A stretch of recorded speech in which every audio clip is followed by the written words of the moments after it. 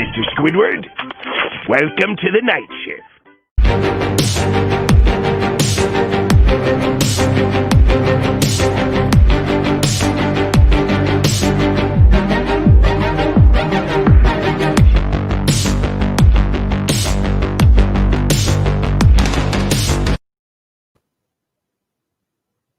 And good evening, everybody, and we welcome you in to the worldwide debut of the MI6 Sports Network's new late-night sports talk show. That is The Night Shift, folks. Welcome in, folks, to the home studio here in San Diego. Callan, McClurg joining you. We'll be joined very momentarily by fellow Wild Sports Talk host and fellow MI6 co-host. That would be Isaiah Leung very shortly. And also, folks, we're very privileged to be here again, more so as we had talked about on Wild Sports Talk on Monday. Again, we're coming your way here, folks, for about an hour or so to here every Tuesday, every weekend, Saturday and Sunday to recap all the big news and big games of the day to, again, kind of, in a way, cater to the late night audience, as we do, in fact, folks. Welcome in, as mentioned, fellow Wild Sports Talk host and MI6 co-founder Isaiah Leung joining us from the Bay Area. Isaiah, welcome to the night shift. How's it going, buddy? Good to see you.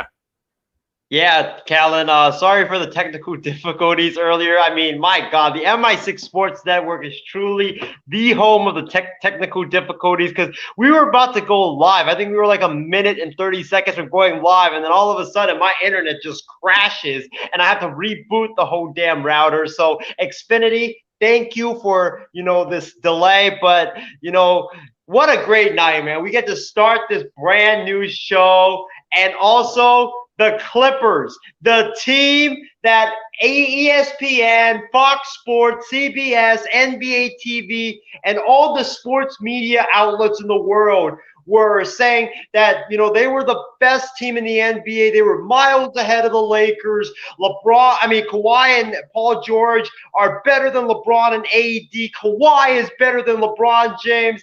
How about them Flippers, man? Choke, baby, choke! Woo!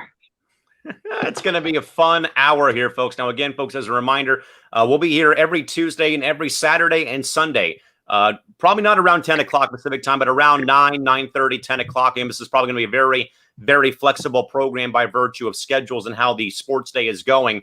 But again, coming here to, again, somewhat help out our late night owls who probably can't tune in to watch our regular programs here on the 6 every weekday or so often. Want to get to a couple of night owls up with us right here. My man Bryson, shout out C-Mac. Bryce, I'm going to assume that my text about the Padres was read on 1360 locally here. And also shout out to Chris, got my soda to stay awake and watch the night shift. Night shift, close enough. Night Swift, night shift, it rhymes, whatever. And also Shadal also watching as well. And Chris agrees. Where are the Clipper fans? Are they coming out of hiding? Probably not. But with that, though, Isaiah, we'll start, though, man. Again, folks, like I said here on the night shift, talking all the big games, all the big news, all the stories that, again, probably for those of you that are probably just being able to get home, maybe if you've been away from the television, away from Twitter, away from the games, and we're going to try our best to kind of, in a way, give you a nutshell, Cliff Notes version of your sports day every Tuesday and Saturday and Sunday right here on the MI6 Sports Network here tonight. So, Isaiah, we'll start, though, man, again, in the NBA tonight with the first game of the Eastern Conference Finals, Miami playing Boston. And I'll tell you what, man, for people that probably had put money on Milwaukee to be in there or other ball clubs, Toronto maybe, man, this is probably going to be one whale of a series if you're a basketball fan by virtue of this game, Isaiah. The Heat winning this game in overtime nonetheless, 117-114. And I think, Isaiah, we talk a lot about baseball games having plays that save a no-hitter or a perfect game. The telling story of this game, my man, is going to be, and what I believe is the block by Bam Adebayo on Jason Tatum coming down the lane on the right side, and Bam does his damnedest to, it looked like a test of strength in pro wrestling, Isaiah. He literally went up, stuffs him at the rim, and it looked like the ball may have gone in for a second, but Bam whaps that thing away from the rim, and the Heat get the stop on the final position, win the game 117-114 in overtime to take the 1-0 series lead. And I'm going to say, Isaiah, this may be probably the better of the conference final series we're going to get. Of course, the Lakers will face Denver. We'll talk about that game momentarily. But Isaiah, epic start to this conference final between the Heat and the Celtics. Your takeaways from this OT win for Miami, who again, man, continue to impress and play really good basketball in the bubble. My biggest takeaway is that this series is going to go 7 games. This is probably, as you mentioned, Callan, this is going to be the most exciting series of the conference finals. I mean, these two teams were just going at it. It was back and forth, back and forth. Tatum was really good in the first quarter and in the first half. And Jimmy Butler, he showed up and he helped the Miami Heat bounce back from a tough start in the first half, and it was just really, really good game. I think the Miami Heat, they closed the fourth quarter with they went up 20 or 35-23 in that fourth quarter, which really helped them rally back from being down 12 in the end at the end of the third quarter to winning the game. And in the overtime, Jimmy Butler, he just took this game over. He just said, we're not going to lose this game. And he put his team on his back and took it over. And that's why the Miami Heat won. And they also won because of Bam Adebayo with that great block at the end on Jason Tatum. I think, as Magic put it perfectly, this was probably the best block I've ever seen in the playoffs. Like, Jason Tatum, I thought, had an easy layup or a dunk, but Bam Adebayo met him in the air and just took that thing out of the air. It was super impressive, man. Give Miami credit for, staying tough when adversity hit and just not going down. And they came and they took this game from the Boston Celtics. I would definitely think that Miami, I would probably say stole it, Isaiah, but I really can't say it's a steal by virtue of how this Heat team, man, has just kind of been away. I think a lot like Denver. They've been overlooked. They've been slept on. They've been tossed to the curb numerous times, and they're yet coming in and improving. You done talking crap about us yet? And they're out here proving, I think, a lot of people wrong by virtue of them, for one, knocking out Milwaukee. And I think that Boston has a very legitimate gripe, though, too, about that as well. In my mind, Isaiah, by them, as mentioned, knocking out the defending champion Raptors as well in another great 7-game series. Isaiah, do you perhaps think, though, that why do you think, if there's a reason in your mind, why has there been, or why have people in your mind been sleeping so much on this Miami Heat ball club in your mind? Well, because the Miami Heat, they don't really have that superstar. Like, they have Jimmy Butler, who's considered a star, but he's not really a superstar. So many people, they think you can't win a championship without having that superstar. And Miami doesn't have that. And also, Miami has a bunch of rookies like Tyler Hero and Duncan Robinson, who a lot of people didn't really know who they were coming in to this NBA season, who have stepped up big time. So I think that's one of the biggest reasons why a lot of people have slept on the Miami Heat, simply because they just don't have that superstar, and they are also led by a bunch of no-namers as well. Definitely, for sure. And I think right now they are definitely fun to watch. And definitely, I think I forgot who it was, Isaiah, but someone I think said a while back that Jimmy Butler definitely fits the Heat culture down there. I definitely agree. And he's been just playing out of his mind. Now, Isaiah, with the Celtics, at least, I'm not going to probably panic after one game with Boston again. This game so evenly matched, and again, big leads going away, things like that. But again, Tatum being blocked, though, by Bam at the rim, and one of the greatest blocks, I think, probably up there, I would say, notably with I would think LeBron James's block against Golden State to knock off the Warriors in that 73-win season a couple of seasons ago. Isaiah, in your mind, though, how does Boston, in your mind, what does Boston have to do to come back and play better? What do they have to do to win game 2 in your mind? They just got to do a better job of closing the games. Boston in these playoffs, they've had a tendency to choke down the stretch. Just look at game 3 against the Toronto Raptors. They had that game in the bag, but they let the Raptors and OG Anunoby get a wide open 3 to win it at the buzzer. And also they've done it in the Raptors series in game 4 and also in game 6, where they had that in the bag. They just got to do a better job of closing games. It definitely has to be closing games in my mind, for sure, for Boston. But I think, though, with Tatum and those guys, I think they'll be fine, though. But they do, though, I think, have to bounce back in a big way and get back to somewhat of full strength. But again, the Heat, folks, in a very epic game, winning 117-114 in overtime, nonetheless. And Isaiah, I will say before we in fact go to the last game of the night again, Clippers and Nuggets momentarily, but Isaiah, in your mind though, could Boston have run a better last-ditched effort there to try to tie the game with that three-pointer on that final possession in your mind? Wait, are you talking about the one where Tatum gets blocked at the end? Yes.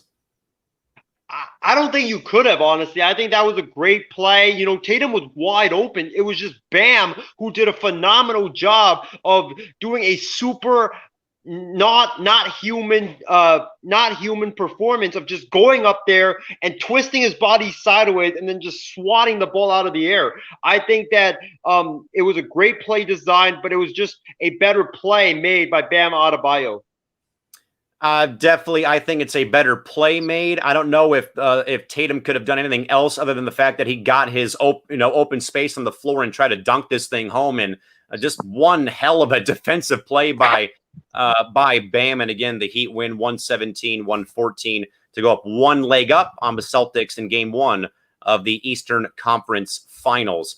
With that, Isaiah, we'll move over now, folks, to the other game tonight. That was game 7 of the Western Conference semifinals between the Denver Nuggets, looking to go back-to-back series of coming back from a 3-1 deficit, and they delivered as they knock out the Clippers 104-89 by virtue of a combined 24 points from Paul George and Kawhi Leonard, and the Clippers once again found a way to crumple under the pressure while Jamal Murray goes off in this game, and also Nikola Jokic absolutely dominating the Clippers inside the night.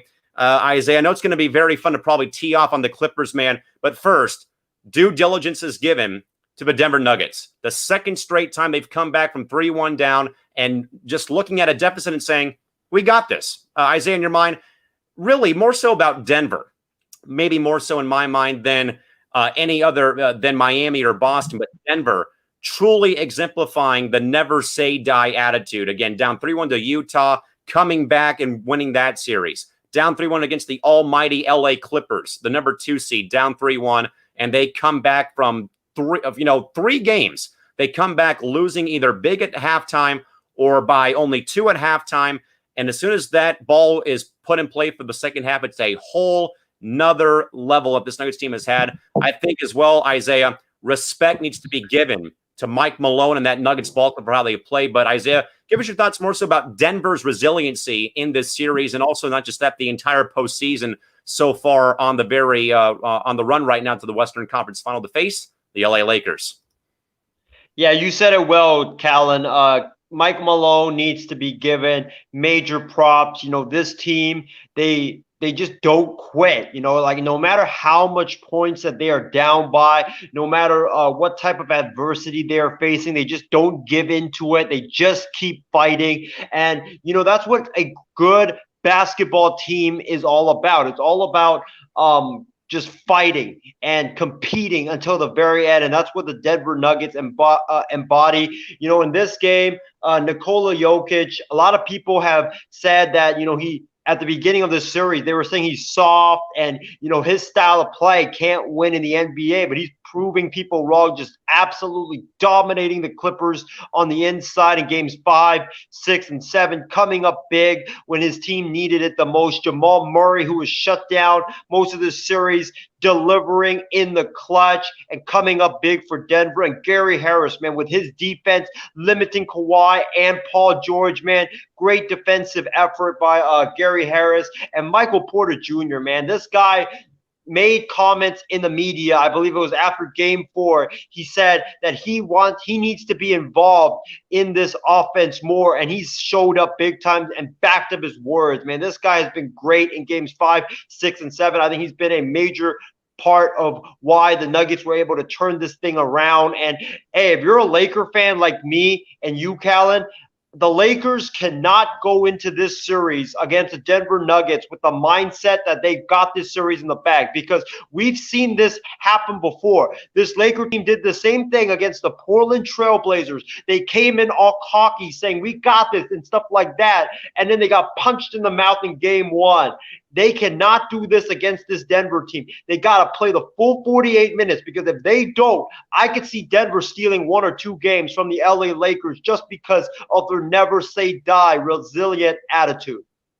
Isaiah, I would agree. And I think a lot of Laker fans are probably looking at it maybe with a bit of, maybe a very small amount of some stress by how Denver has not, they have not, they've never said die. They've been down 3-1. They've come back versus Utah. They've come back versus the Clippers. And I think that the Nuggets pose a bit of a challenge, though, because we're not going to see the Lakers having a mismatch now inside in regards to Nikola Jokic, who I think has just looked sensational. And the Nuggets have guys that can just shoot the lights out of the gym in regards to Murray, in regards to, the journeyman Paul Millsap had a great game tonight as well for Denver tonight in this ball game. And, of course, Isaiah, now, of course, the LA Clippers. Man, I'm telling you, I even tweeted out at 8:30 tonight, and I normally don't do stuff like that. That's not my forte. It's not what I do. I don't condone, nor do I endorse trash talk or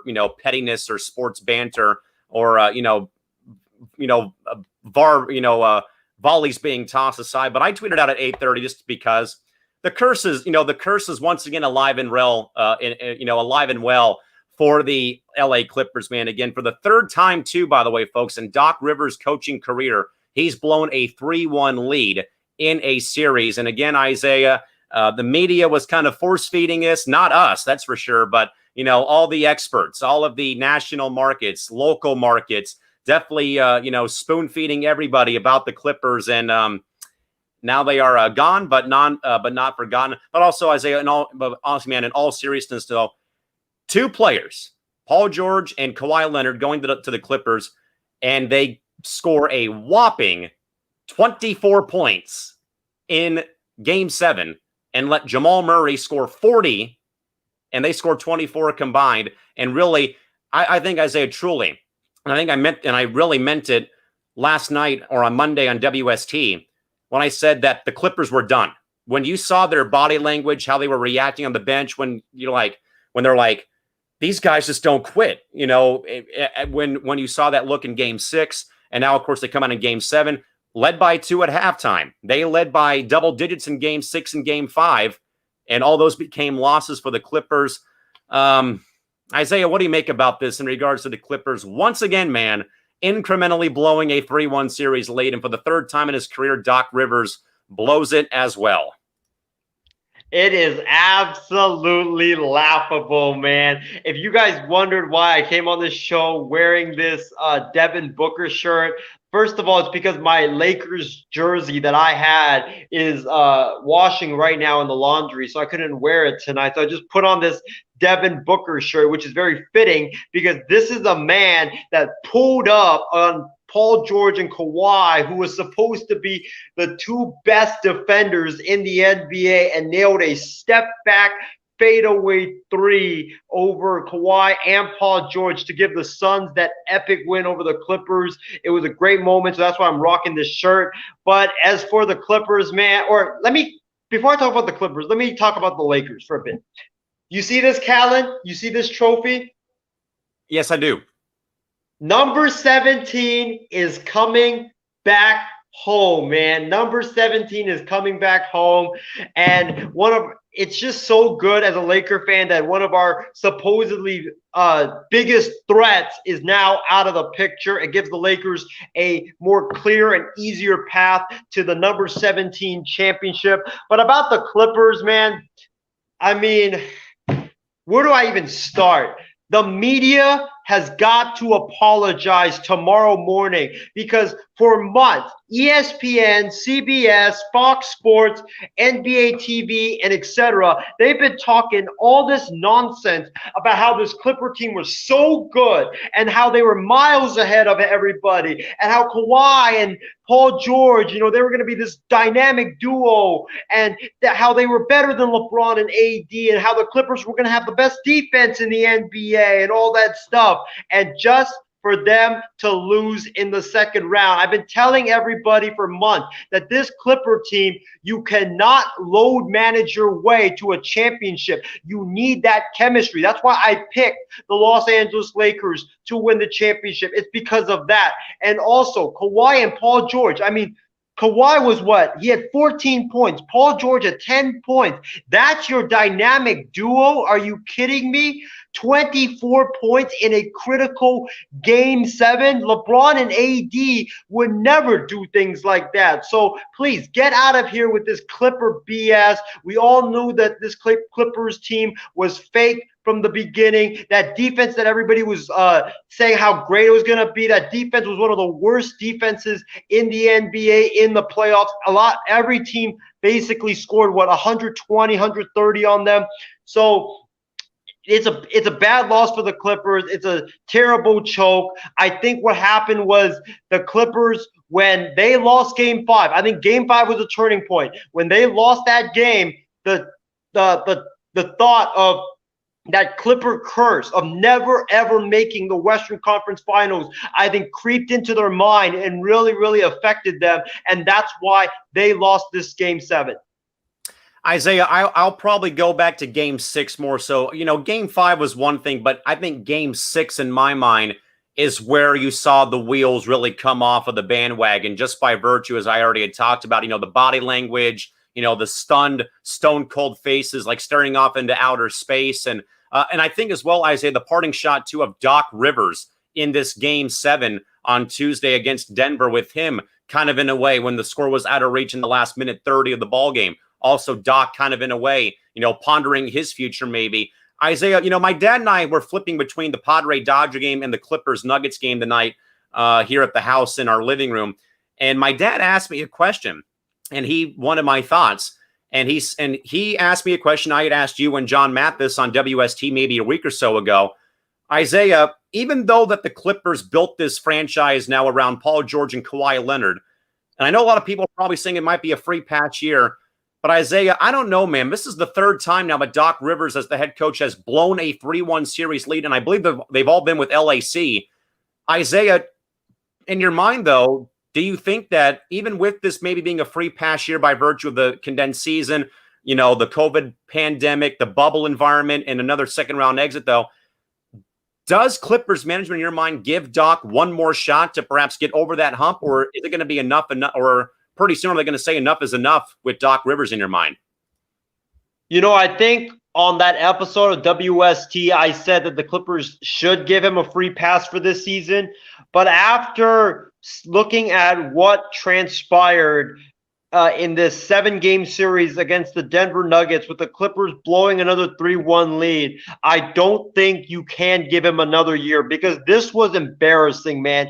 This was I think the most embarrassing thing to happen to the Clippers in the Doc Rivers tenure, because if you look at it, they did blow a 3-1 lead to the Rockets with Chris Paul, Blake Griffin, and DeAndre Jordan on that team. But I think you have to give them a pass for that, because the Rockets had James Harden, they had Dwight Howard.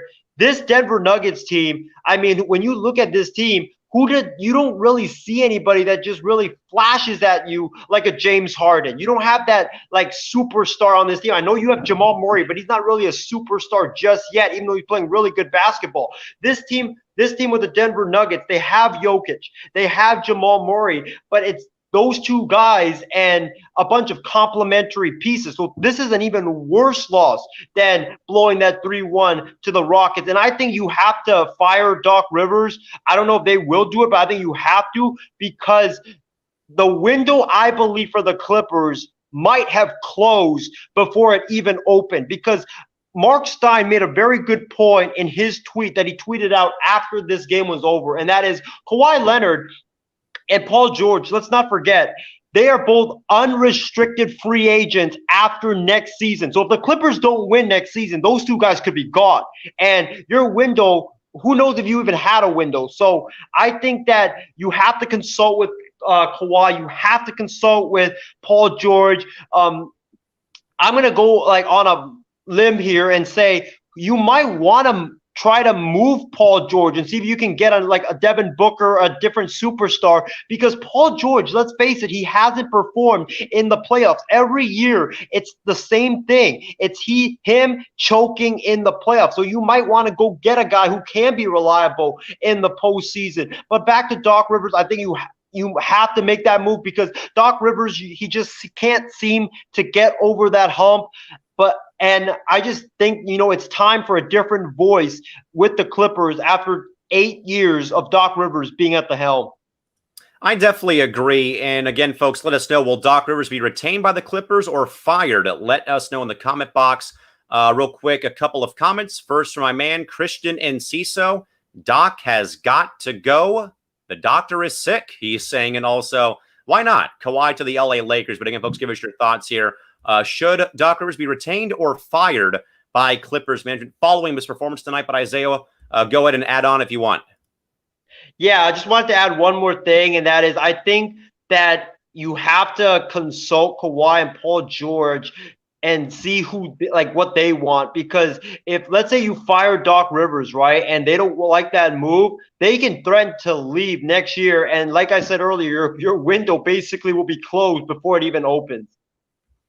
And what a way for Clipper fans to go from euphoria signing 2 free agents away from, probably from joining the Lakers to now like another all-time low in franchise history of, again, blowing a 3-1 series lead and probably losing your head coach and maybe, just maybe in a couple of years, losing George and Leonard again to free agency. But again, we'll see how, in fact, that stacks up. With that, Isaiah, let's now talk some baseball, man. A couple of big games tonight in Major League Baseball. First, man, probably the biggest series played in San Diego for postseason implications in over 14 years. The Padres and Dodgers game 2 of their 3-game set from Petco Park tonight goes in favor of the current NL West leaders, the Dodgers. 3-1 the final score tonight. Tony Gonsolin, absolutely phenomenal outing on the mound for the Dodgers, and the Padres came oh so close to tying or perhaps winning the ball game, loading the bases with 1 out in the bottom half of the 9th, though. But back-to-back strikeouts with 1 out ended the ball game and gave the Dodgers now a 1.5-game lead over San Diego for first place in the National League West. Again, Isaiah, I ran a poll, like I said, buddy, yesterday on the MI6 Sports Network Twitter account, taking 2 of the biggest series probably this week in baseball, Padres, Dodgers, Twins, White Sox, and kind of wanted to get a pulse of the Twitter fan base about what they thought would be the biggest series in baseball this weekend. 71% of the voters, Isaiah, picked the Padres and Dodgers over the Twins and White Sox by virtue of how close it's been, how the Padres have been probably the most dynamic, most exciting team to watch in baseball, whether you're a fan of them or not, and also that there's been meaning for the series. But also I think as well, Isaiah, people probably went that route by virtue of how the Padres, but more so about how the Dodgers are finally being challenged for the first time in a very long time for that top spot in the National League West. And again, Isaiah, I know it's, man, very different terms in regards to, Petco Park normally being taken over by Dodger fans during a series like this when fans are there. But, I thought Dave Roberts before the game yesterday over the weekend had some very, I thought, great thoughts about the series where he even said to the LA Times that he felt like there would have been more Padre fans at Petco Park more than Dodger fans by virtue of how much meaning the series has. But again, as I said, Isaiah, the Padres come up just a bit short by virtue of, again, bases loaded, 1 out, and we're not able to punch in the tying run from second base, and they lose 3-1.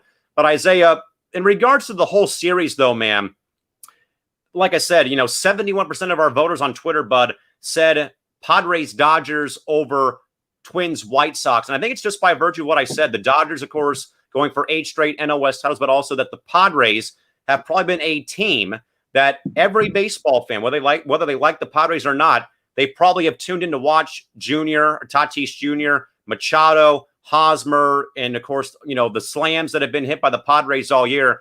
But Isaiah, more importantly, though, for game 2, sadly, man, just the night there where the Padres cannot muster enough offense, but again, had a chance late against Kenley Jansen and weren't able to cash in that chance late in the game. But Isaiah, how about your thoughts, though, more so about the entire series by virtue of this being probably for the first time in a long time, man, that we've seen the LA Dodgers really, I think, tested and challenged and kind of in a way pushed around from the top spot in the NL West division for the first time in maybe 8 years. Yeah, I think this is the biggest series for the Padres in the last 10 years. It's the biggest series in San Diego history, I believe, in the past 10 years. This this I think is going to determine who wins the National League West, because if the Dodgers win 2 out of 3 with I think 8 games left in the season, then I think the NL West is over. But if the Padres can somehow, some way take 2 out of 3 in this series from the Dodgers, then they have a legit shot at capturing the National League West. So it's all going to be up to tomorrow's game. Tomorrow's game is going to be, I don't want to put a lot of pressure on the San Diego Padres, but tomorrow's game is, I believe, going to be the biggest game in the last 10 years in San Diego. This series is going to determine the NL West, and I just think it's going to come down to whoever can pitch the best, because we know these two clubs have great, talented offense. The wild card is the pitching. Whoever pitches the best will win this series. Definitely agreed. And the Padres are going to be rolling out a bullpen day tomorrow, per reports I've already gathered post-game from local media here. It'll be Adrian Morejon, the lefty, against flamethrowing righty Dustin May for the Dodgers at 1:10 on Wednesday afternoon. But again, the Dodgers hang on to beat the Padres 3-1 from Petco the night to take a 2.5-game lead now over the Padres for the NL West division lead. Then, Isaiah, the other game or series I had talked about again, the White Sox and Twins. White Sox win 6-2, I think, pad their lead over Minnesota, while Cleveland, of course, was also very close by. So, Isaiah, we've got the NL West between the Padres and Dodgers, and a 3-team race between Cleveland, Minnesota, and the White Sox in the AL Central. And, man, if I thought the Padres were the most exciting team to watch in the National League, the White Sox have got to be the most fun team to watch in the American League right now. That lineup, man, bomb after bomb after bomb. Pitching has been pretty good. And also, in a way, though, I think, Isaiah, kind of giving the Twins a taste of their own medicine. Of course, the Twins, I think, last year led all of baseball with home runs last year. Isaiah, how do you see this finish more so? I think the AL Central is probably that division that probably boils down to that last weekend of series, September 25th, 26th, 27th. And more so, man, the White Sox have been so fun to watch so far. Thoughts about how this Twins-White Sox series might go in your mind? Ooh, I'm going to go with the White Sox simply because I think they're the better team. You know, they have better pitching with Lucas Giolito and Gio Gonzalez and Dallas Keuchel leading their rotation. Their lineup has been fantastic. Jose Abreu's been great. Tim Anderson at the top of the lineup. Moncada, he's looking like the guy that was hyped up to be one of the best prospects in baseball like 2 years ago. So he's living up to that hype.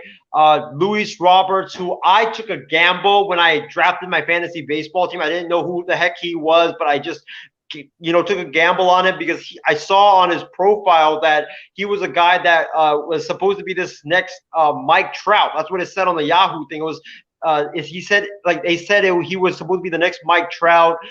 He was a 5-tool guy, so I just took him. And man, has my gamble worked out big time. Luis Roberts is doing big things for the Chicago White Sox, and we got to give credit, I believe, to Rick Renteria, the manager of the Chicago White Sox. This guy was done dirty by the Chicago Cubs, and he was fired 1 year after he took the job because the Chicago Cubs, even though he had a decent year, he had a losing record, but they still improved in terms of wins from the year before. He was fired so that the Cubs could hire Joe Madden, and he was done dirty, and I really rooted for this guy to go get another managerial job because I thought he was going to be a good manager in baseball, and boy, has he proved me right, man. This guy can teach the game of baseball. This guy instills discipline into his team. This guy is good at situational baseball. He's a good manager, and I'm just so happy to see Rick Renteria and the White Sox doing well. I'm going to pick the White Sox because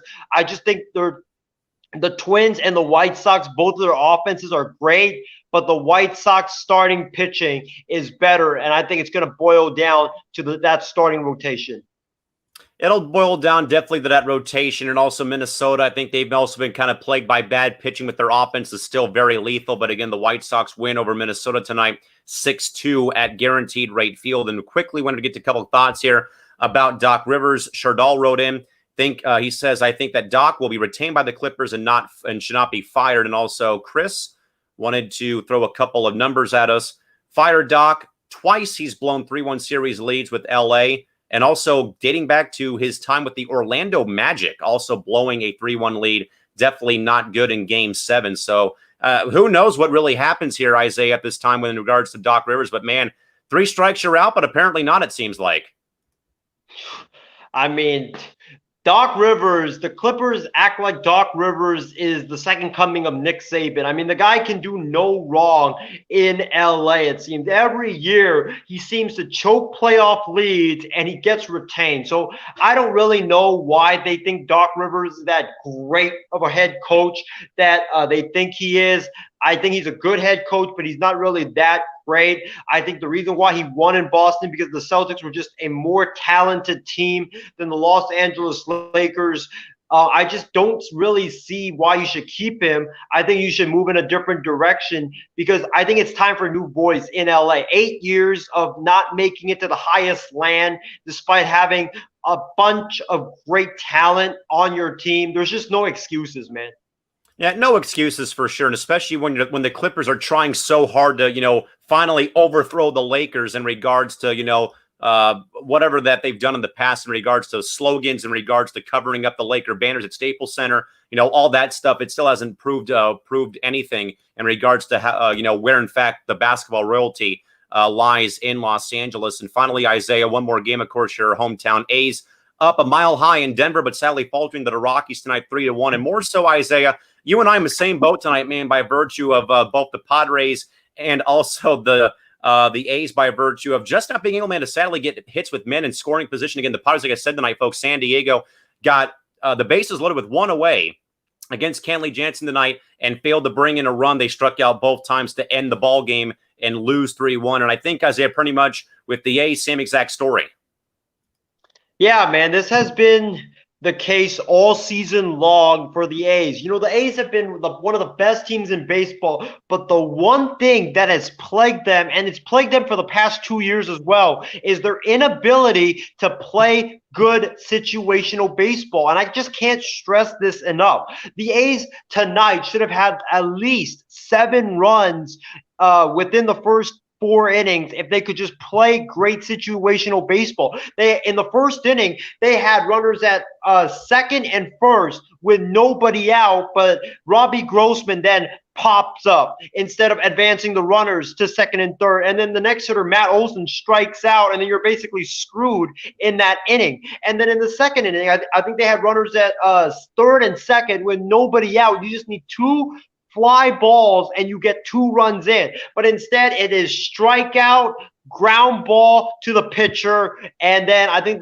one of the other hitters popped up to the catcher. So the A's need to get runners in, because if they don't, and I'm not worried about the regular season, I am looking ahead to the postseason, because we all know the A's are going to make the playoffs. I think right now their chances of making the playoffs is 99.9. Their magic number is, I think, 5 to make the playoffs. So they're going to make the playoffs. It's about to win postseason games in October. It's about doing the little things. You have runner at second and first, bump them to third and second, or hit a ground ball to the right side, and then get those runners to second and third, and then hit the fly ball, get the sac fly, get those easy runs instead of having to always hit home runs. Because if the A's can't play small ball, the A's aren't going to go win the World Series like they want this season. Definitely, for sure. And I think the Padres have the same exact thing. They were able to bunt guys over the night, bring in at least a run when they were down 2-0 against the Dodgers, and still ultimately they'll fell 3-1. And again, the Padres had the bases loaded with 1 away, a chance to tie or win the ball game, and back-to-back Ks ended the ball game, and all that coming off of Dodgers closer Kenley Jansen tonight as well. And also Chris wanted to write in. He's thinking Lakers Celtics in the finals. Lakers win 17 title for Kobe. I did, Isaiah, think about this when I saw that comment pop up on screen here. I know that Kobe's final ring came against Boston, and Kobe to Stuart Scott, God bless both of their souls. But the quote that always stuck with me was when Stuart asked Kobe, out of the 5 you've won, where does this one rank? And Kobe said, by far the sweetest, because it was the hardest one and against Boston. And I think, Isaiah, I don't know how this is going to come off with Laker fans, but when Kobe came to the Lakers in 96, 97 in that time frame, Kobe bought into the Lakers-Celtics rivalry, and he lived it, and he pretty much grew up on it when he was watching Magic play. Isaiah, do you believe that LeBron in any way has kind of followed in Kobe's footsteps? And do you think that he's really embraced the Celtics as a rival yet by virtue of maybe his past history with Cleveland or with Miami or somewhere down the pipeline? In your mind, what do you think? Yeah, I think he has embraced the Celtics as a rival, but I just don't think he's done it yet with the Lakers, because right now with the Lakers, the Celtics just haven't really, in his short time with the Lakers, the Celtics just haven't really been much of a rival to the Lakers, whether it's the Lakers being bad or the Celtics, not really being that contending team that everybody thought that the Celtics are going to be, with guys like Jason Tatum. Like, when you look at the Celtics with Jason Tatum and Jaylen Brown, the reason why coming into this season I didn't really think the Celtics were going to go to the NBA Finals was because I just didn't see that superstar on the Boston Celtics. They had Tatum, they had Kemba, they had Jaylen Brown, but I just didn't see like the Pierce or the Garnetts or the Ray Allens on that team. So if they can go to the NBA Finals, God bless them. But I just don't think LeBron has really embraced the Celtics as a Laker, because the Lakers just haven't been good, and also the Celtics, people just haven't really thought of them as a true contender until like just now.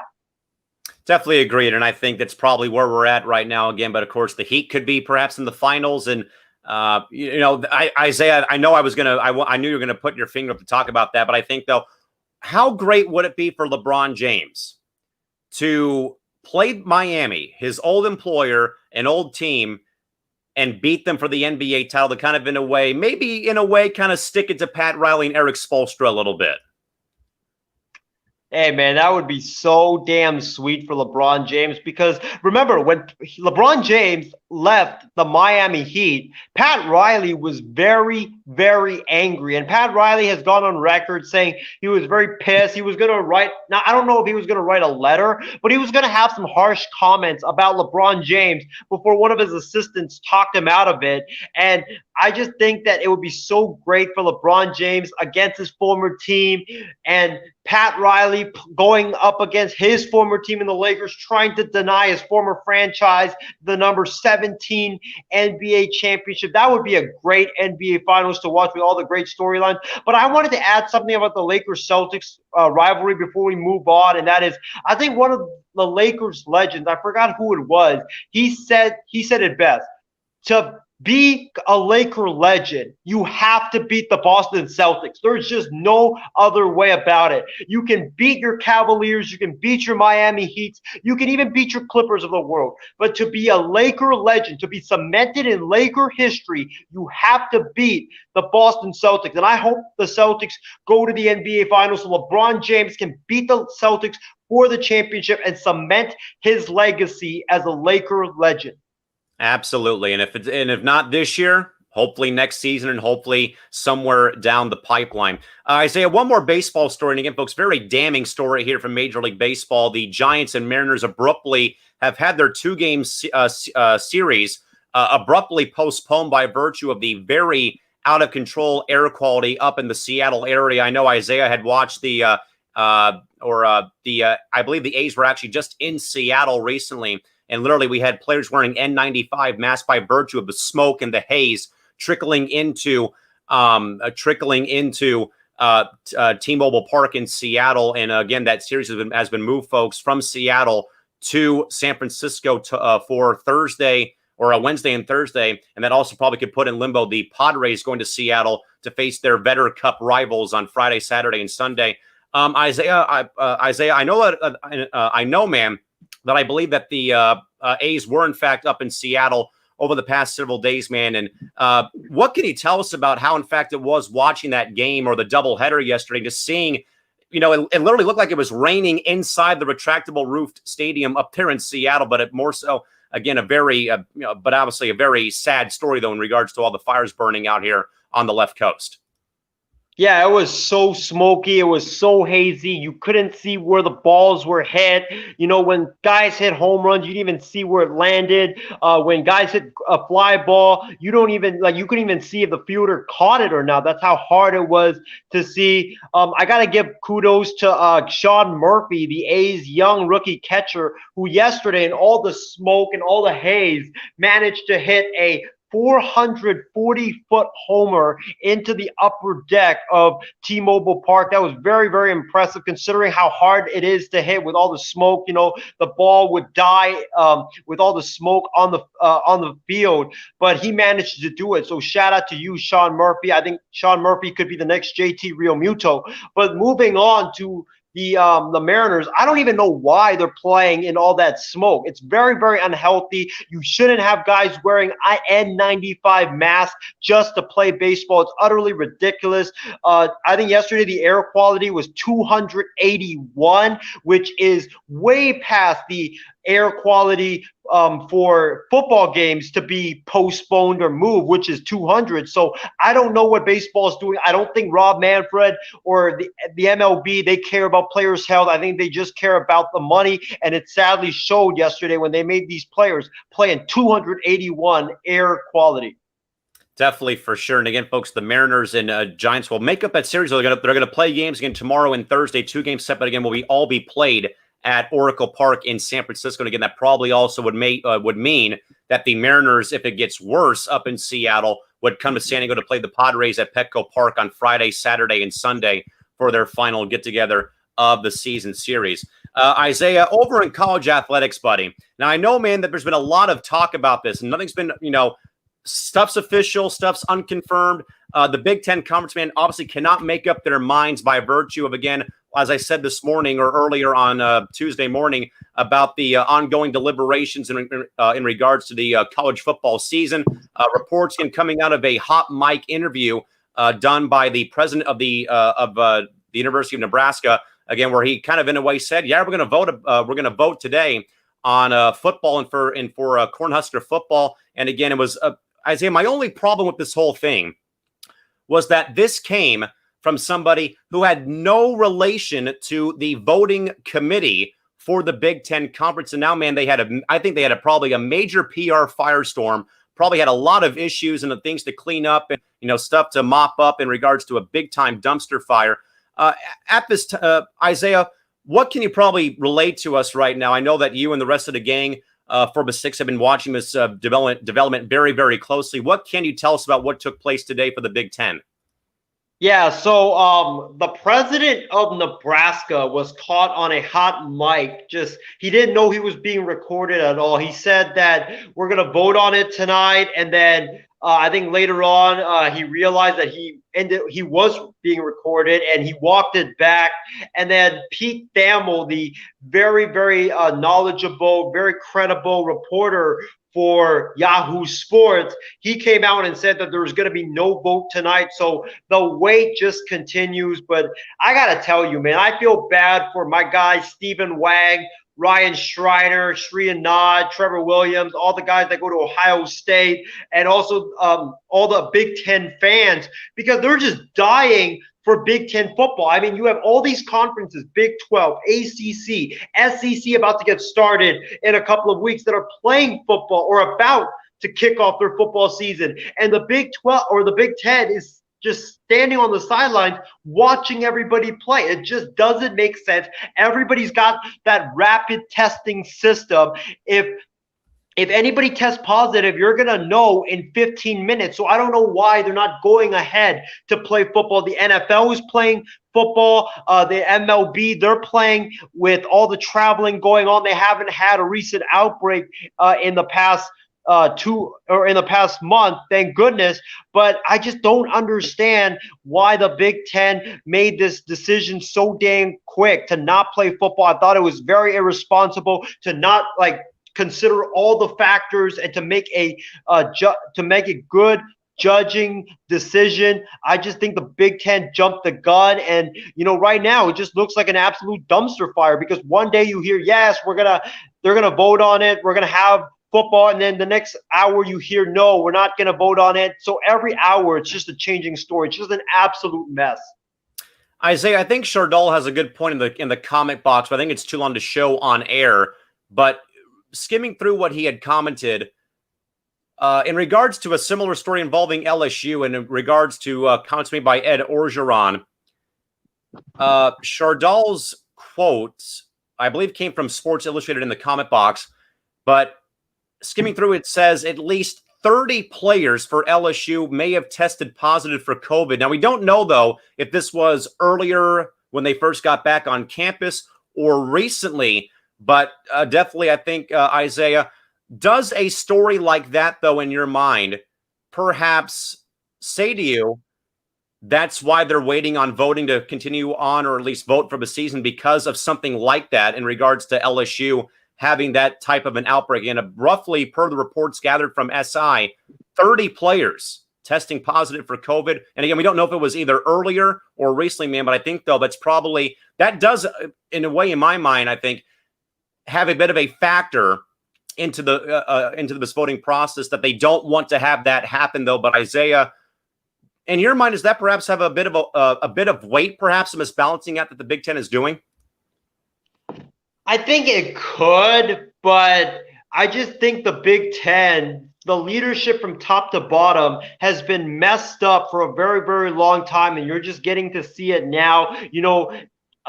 They just don't have a leader that can just go in and make a very calculated decision. I just think that they jumped the gun, and now there's a lot of people trying to say that we should have college football. The athletes want college football. There's a lot of brushback. There's just so much turmoil going on right now, and it's basically what's going on with America. You just don't have a leader that can come in and just lead. They need someone to come in and lead this conference. Definitely, for sure. But again, folks, the Big Ten hopefully eventually will give us a smoke signal about the upcoming college football season. Because, man, this might be worse than voting for the Pope right now over in Vatican City, and I've been there before, so I can definitely speak volumes on that. But again, folks, give us your thoughts here again about the Big Ten Conference in regards to what they may or may not do. Our man, shareable Stephen Wang, popping in. He just says, hand LeBron his 4th ring, the king of the NBA. And he also says, and while you're at it, hand the Buckeyes that trophy if they play football this season. Sorry, Stephen, on Wisconsin. Give me Wisconsin across the board. No more rowing the boat, Stephen. It's all about Wisconsin. Go Badgers on Wisconsin. With that, Isaiah, let's quickly, man, get to the NFL. One big story today involving your San Francisco 49ers signing free agent and veteran wide receiver Mohamed Sanu to a contract today, by virtue of course, Mohamed earlier on in the offseason being cut by the Patriots earlier in the season. And again, Isaiah, the Niners looking to get back on the winning ways after a very rough loss to the Arizona Cardinals at home to open up their season just about 48 hours ago at home. And again, I know, Isaiah, that probably a lot of people, yourself included probably, who are Niners fans, are probably, are throwing tomatoes at Jimmy Garoppolo for that bad pass that we showed on air on Monday. But Isaiah, what will Mohamed Sanu, in your mind, do to help this Niners offense with this signing? He's going to help a lot. He's a veteran. He is a guy that is very, very experienced. He's a guy that in Kyle Shanahan's offense, he had his most productive years of his career. So I believe he can get back to that. He's a guy that, when you on 3rd and 5 and you're down a touchdown, you need to get that first down. He's a guy that's going to get you that first down. He's very, very physical. He can go up and get the football. He's just going to provide Jimmy Garoppolo another reliable target. And I believe with the young receivers that the 49ers have out right now, Deebo Samuel, Brandon Ayuk, he's a guy that's, he's going to be your number one. That's just how it is. He's going to be your number one. And I think he's going to be a good number one for the time being until Deebo comes back and until Brandon Ayuk comes back. And when they do come back, watch out. The 49ers are going to have a scary wide receiver tandem with Brandon Ayuk, who can fly down the field. Deebo Samuel, we know what he can do last year in the receiving game and also running the football. And now Mohamed Sanu, who you can just throw the football up and he can just go up and get it. So it's a great move for the 49ers. It helps their offense big time, and I can't wait to see what Mohamed Sanu can do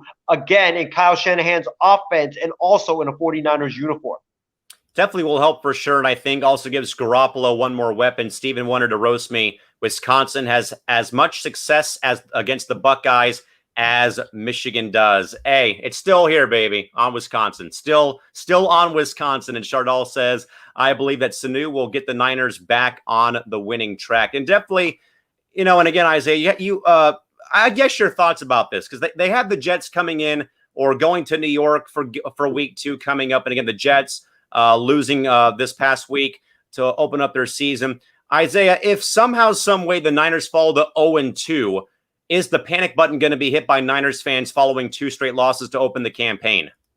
If the Niners lose to the Jets, I'm calling for Nick Mullins. I will go on Wild Sports Talk on Monday morning with my Nick Mullins jersey and beg Kyle Shanahan to put Nick Mullins in and bench Jimmy Garoppolo, because you cannot be losing to the Jets. I don't care like how good or bad you are. You can't lose to the Jets. That's just how it is. The Jets are one of the worst teams in the NFL. They are coached by one of the worst coaches in the NFL in Adam Gase. They were absolutely torched last week by Josh Allen. If you can't beat the Jets, I'm sorry. There is no way in hell you're even going to go to the playoffs, let alone make the damn Super Bowl. But Callan, about this game, though, I want to warn my fellow 49ers fans.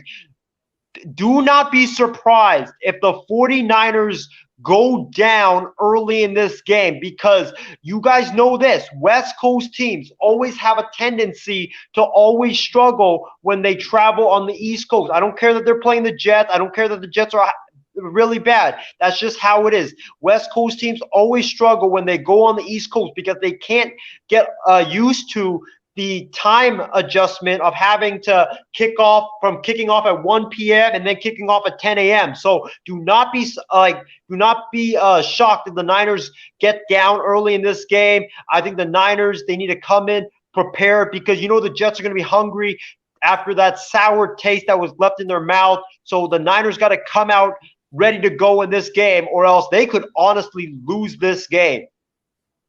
Definitely, and for sure with that game, again, the Jets and Niners, and again, folks, we'll have plenty more football coverage as the week does progress.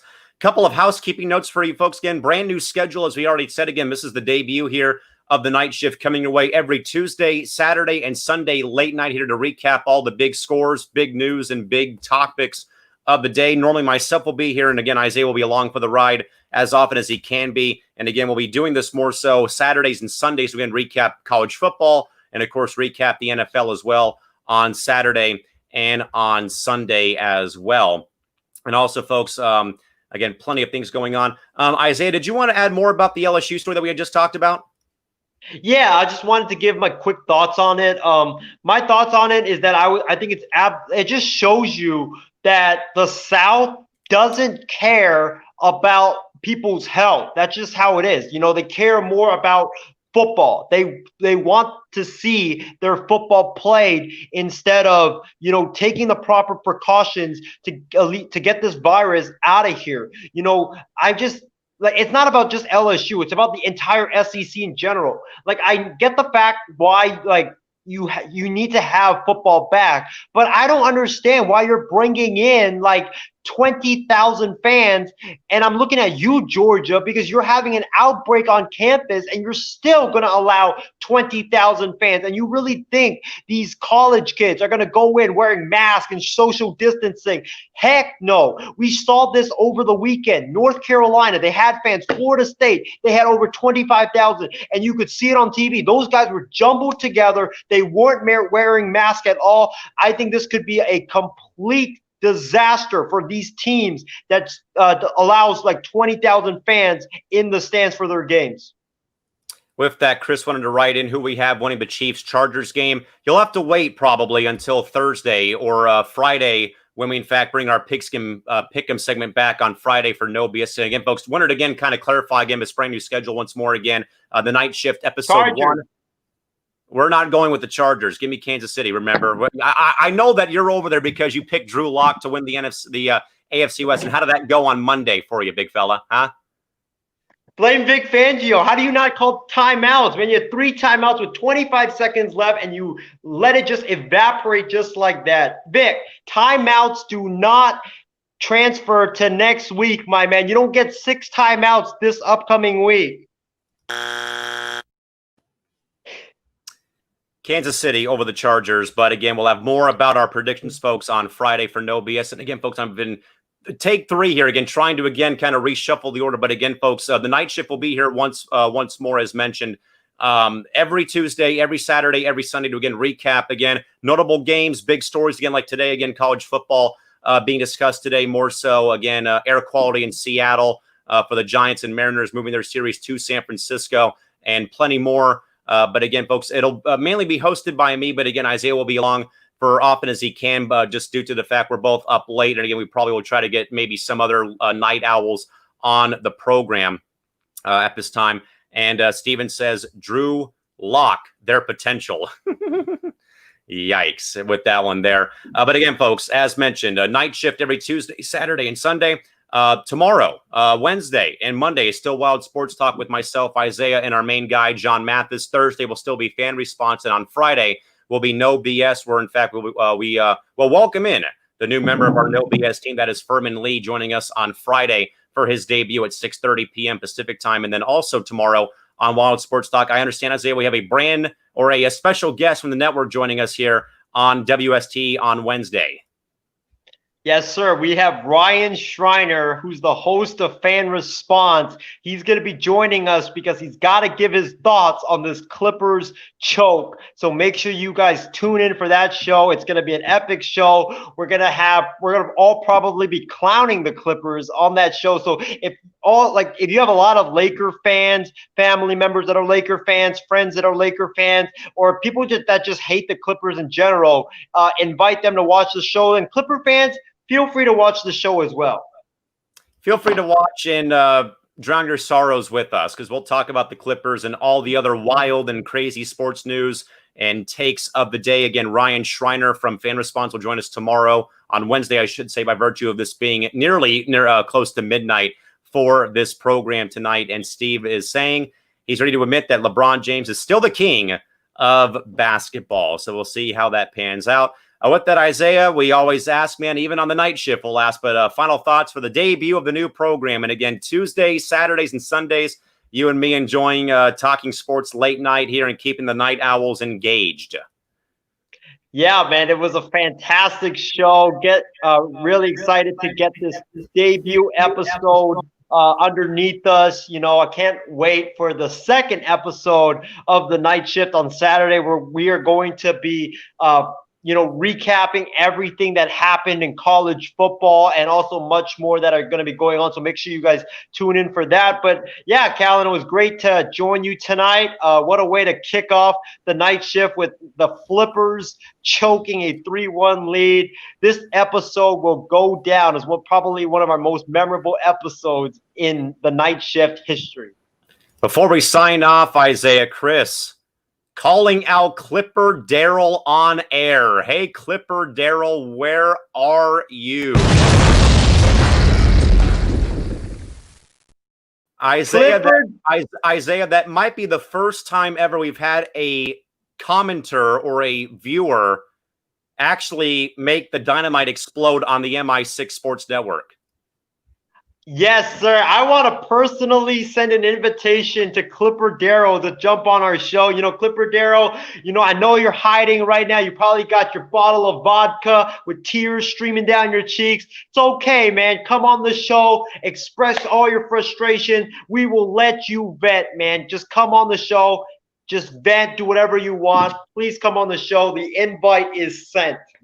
Oh, my goodness. With that, folks, again, we thank you all very much for joining us again. I think we topped out at about roughly 18 or 20 live viewers tonight for this very bizarre and out of control time slot. But I thank you all very much. I know, Isaiah, we both thank you all very much for tuning in tonight. My goodness gracious. Again, folks, we've been having some minor problems sharing the feeds directly to the MI6 Facebook page. But again, we've been live recently via my personal account and my business page, not really business page, but also via the YouTube channel as well here recently. So again, folks, thank you all very much for, again, supporting us even at 11:10 p.m. Pacific time, nearing Wednesday morning. Isaiah wanted to add one more thought. What do you got for us, big fella?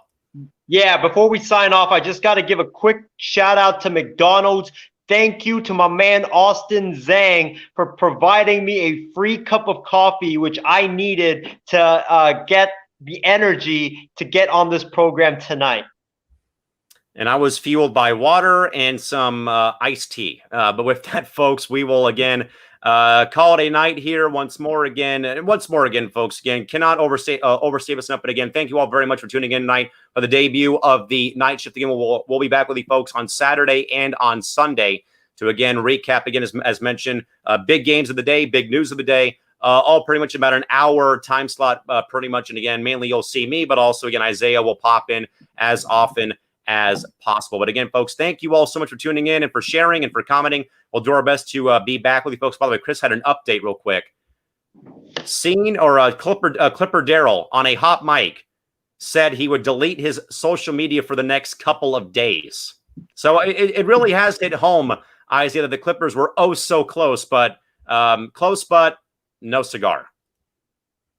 Nope. Clipper Daryl. Drink that ball of vodka, my man. How about them Los Angeles Lakers? Don't you guys ever doubt LeBron James and the purple and gold ever again. Because whenever you guys start doubting us, we always come back strong.